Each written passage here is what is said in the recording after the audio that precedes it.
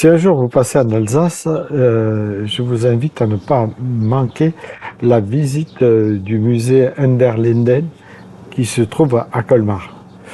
Là, vous pourrez découvrir sa pièce maîtresse, l'une des œuvres les plus célèbres et les plus bouleversantes de la Renaissance germanique. Le monumental retable d'Eisenach réalisé par Matthias Grünwald.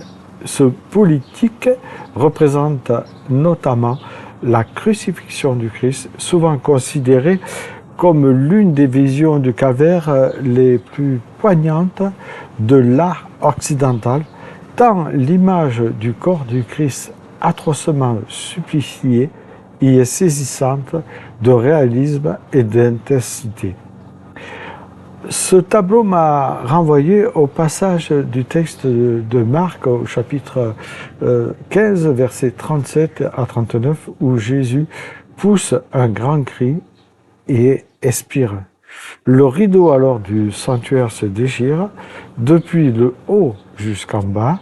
Le centurion est là, face à Jésus. Voyant qu'il avait expiré, il déclare vraiment cet homme était le Fils de Dieu.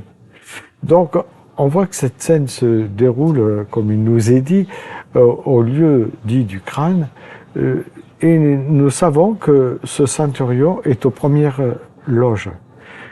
Ces officiers étaient des hommes de valeur, capables d'analyser rapidement les situations et d'en saisir toute la portée, parce qu'ils en étaient responsables. Ils devaient veiller à ce qu'on plante, par exemple, convenablement les clous, le bois, qu'il soit bien attaché, etc.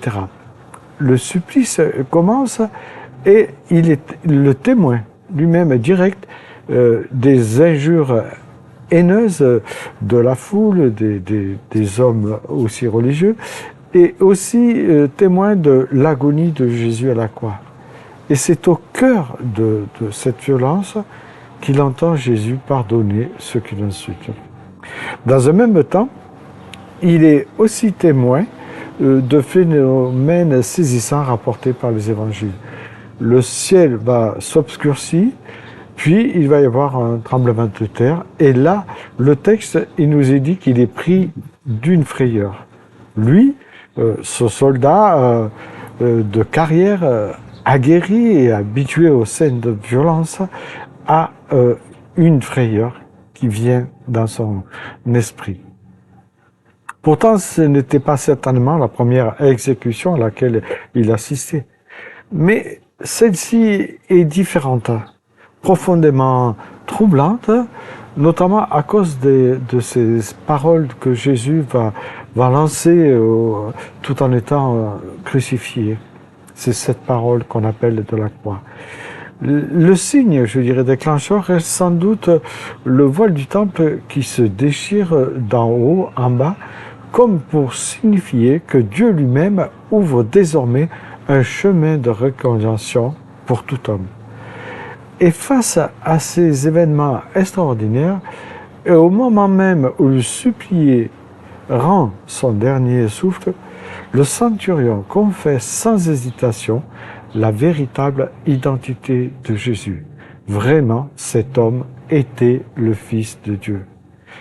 Cette confession de la nature divine de Jésus ne vient pas du fait qu'il était juif, loin de là, ni de son éducation, ni même de l'enseignement reçu de la part du Christ, non.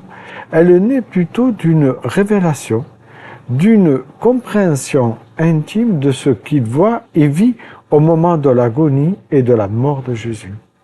À la croix de Golgotha, il s'est produit quelque chose d'inexplicable et d'extraordinaire. Un événement à la fois mystérieux, surnaturel, mais profondément divin. Face à cela, le centurion, le texte nous dit qu'il est intérieurement saisi, comme inspiré, presque malgré lui. Les mots s'imposent, il ne peut s'empêcher de confesser que ce crucifié était véritablement le Fils de Dieu. Et c'est là, au pied de la croix, qu'un païen comprend le sens du sacrifice du Christ. On peut imaginer qu'il s'agit de la mort d'un juste pour des injustes. Ici, en tout cas, on en trouva déjà s'accomplir la prière de Jésus pour tous ceux qui l'ont crucifié.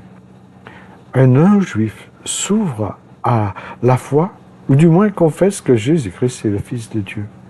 Dès lors, cette scène nous renvoie à nous-mêmes face à la croix du Calvaire. Quelle est notre propre attitude? Sommes-nous capables, comme ce centurion, de nous laisser atteindre, interroger ou même bouleverser? Acceptons-nous de voir dans ce supplié autre chose qu'un condamné? Sommes-nous capables de discerner un sens, un appel, une vérité qui nous interpelle? Ou bien restons-nous à distance, indifférents, comme tant d'autres dans la foule? N'oubliez pas, la croix met toujours chacun de nous devant un choix intérieur. Lequel faites-vous ou lequel feriez-vous?